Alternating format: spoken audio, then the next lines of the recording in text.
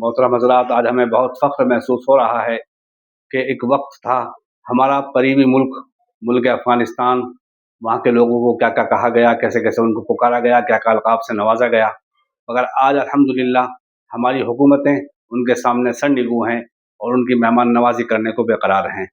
वो तशरीफ़ ला चुके हैं और उनकी मेहमान नवाजी मुस्तकिल हो रही है। वो अनकरीब दारुल में पहुँचने वाले हैं।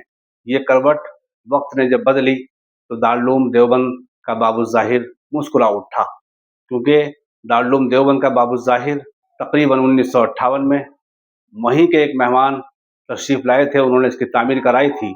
आज अल्हम्दुलिल्लाह वो खुशी से झूम रहा है कि आज दोबारा उस मुल्क के, उस ममलकत के एक वज़ीर ख़ारजा हज़रत मौलाना अमीर अहमद साहब तशरीफ़ ला रहे हैं। ये होती है वक्त की करवटें। तो मेरे दोस्तों, इन बातों को देखिए, हज़रत की ज़बानी सुनिए, हज़रत क्या फरमा रहे हैं और कैसे हज़रत तशरीफ़ ला रहे हैं दारुल देवबंद के अंदर। अच्छा, देवबंद में जब लोग जा रहे हैं उधर क्या मुलाकात करता है, नमाज पढ़ता है, असातिज़ा से मिलता है और तालिब इल्म से मिलता है। देवबंद तो इस्लामी उलूम का एक बहुत बड़ा मरकज़ है, तारीख़ी मरकज़ है। देवबंद का अकाबरीन उलमा और अफ़गानिस्तान के उलमा के दरमियान बहुत देरीना ताल्लुकात है और यही मसलक वाले लोग उलमा अफ़गानिस्तान में भी है।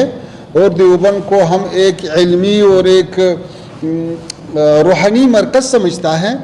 तो हम ये चाहता है कि वहाँ पे असातिज़ा और ताज़ा हो जाए और आना जाना शुरू हो जाए। जैसा हमारे तलबा यहाँ पे इंजीनियरिंग के लिए आता है, साइंस के लिए आता है और उलूम के लिए आता है, ऐसे दीनी उलूम के लिए भी आता है। तो इस सिलसिले में इंशाल्लाह कल देवबंद जाना है। आपने वीडियो देख ली, अब इसको लाइक और शेयर ज़रूर करें, आगे बढ़ाएं ताकि सब लोग इससे मुस्तफ़ीद हो सकें।